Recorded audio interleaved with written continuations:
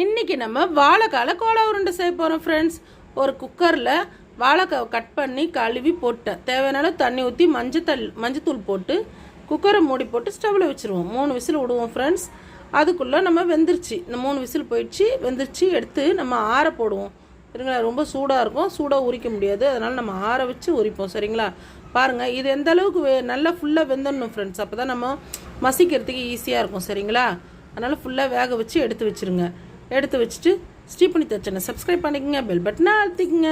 ஃபுல்லாக எடுத்து வச்சுட்டேன் ஃப்ரெண்ட்ஸ். பாருங்கள், நல்லா ஆறட்டும். அதுக்குள்ளே நம்ம மறுவேளை பார்க்கலாமா சரிங்களா ஃப்ரெண்ட்ஸு. ஒரு ஸ்டவ்வை பற்ற வச்சுக்கோங்க, ஒரு சட்டி வைங்க ஃப்ரெண்ட்ஸ். வச்சு அதுக்கு தேவையான பொருள் பாருங்கள். எண்ணெய் ஊற்றிட்டேன். தேவையானாலும் சாம்பார் வெங்காயம் போடுறேன். தேவையானாலும் சாம்பார் வெங்காயம் கொஞ்சம் அதிகமாக போட்டுங்க. பூண்டு ஒரு கை நிறைய உரிச்சு வச்சுருக்கேன். பூண்டு ஒரு கை நிறைய போடுங்க. காஞ்ச மிளகா போடுங்க. 7-8 காஞ்ச மிளகா போடுங்க. இஞ்சி போடுங்க. இஞ்சி போட்டு நல்லா வறுத்துக்குங்க ஃப்ரெண்ட்ஸ். ஒரு பொருளாக போட்டு அப்படியே வறுத்துக்குங்க. பச்சை மிளகா 4 போடுறேன், அதையும் போட்டு நல்லா வறுத்துக்குங்க. வறுத்துட்டு அதுக்கப்புறம் என்னது உடச்சிக்கலை போடணும் ஃப்ரெண்ட்ஸ். பாருங்கள், உடச்சிக்கலை நான் 100 கிராம் போடுறேன் ஃப்ரெண்ட்ஸ். உங்களுக்கு ஏற்ற மாதிரி நீங்கள் போட்டுங்க சரிங்களா. 100 கிராமு கரெக்டாக இருக்குது. 100 கிராம் ஒரு உடச்சிக்கலை போட்டிருக்கேன்.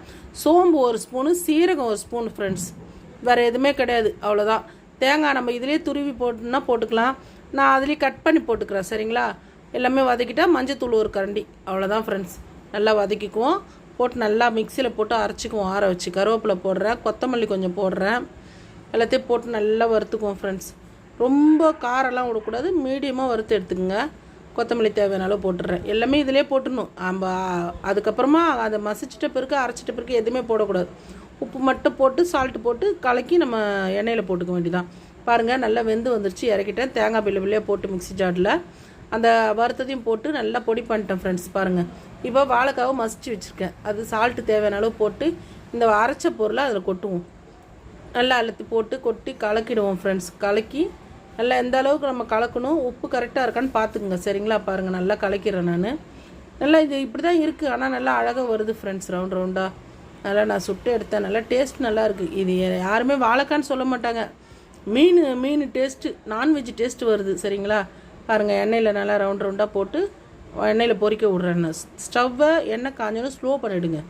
இதை முடிஞ்சாலும் ஸ்லோலியே வச்சு தான் செய்யணும் சரிங்களா. ஸ்பீடு வைக்காதீங்க, ஸ்லோலியே வச்சு போடுங்க. இதை நீங்கள் ட்ரை பண்ணி பாருங்கள் ஃப்ரெண்ட்ஸ். எப்படி இருக்குன்னு எங்கள் கமெண்ட் பண்ணுங்கள். எங்களுக்கு பிடிச்சிருந்துச்சி ரொம்ப. இனிமேல் நாங்கள் அடிக்கடிக்கு இதை செய்வோம் சரிங்களா. நல்லாயிருக்கு, ஒரு நான்வெஜ் டேஸ்ட் நல்லா இருக்குது. நல்லா செஞ்சு பாருங்கள் சரிங்களா. பாருங்கள், நல்லா செவந்து வந்துருச்சு. இப்போ நம்ம இதை எடுத்துருவோம் ஃப்ரெண்ட்ஸ். இன்னும் கொஞ்சம் கலர் மாறட்டும். பாருங்கள் எந்த அளவுக்கு வருது பாருங்கள், அழகாக ஒட்டாத. பாருங்கள் எவ்வளோ ஸ்லோலே வச்சா அது அழகாக. பாருங்கள், எடுத்துட்றேன் நான். எடுத்து நான் ஒரு கிண்ணத்தில் வைக்கிறேன் நான். பாருங்கள், வச்சுட்டேன். எப்படி இருக்குன்னு எங்களுக்கு கமெண்ட் பண்ணுங்கள் ஃப்ரெண்ட்ஸ். எங்கள் வீடியோ ஃபுல்லாக பாருங்கள். நீங்கள் பார்த்ததுனே எங்களுக்கு அடுத்தடுத்து வீடியோ போடணும்னு தோணும் சரிங்களா. பாருங்கள். Bye friends.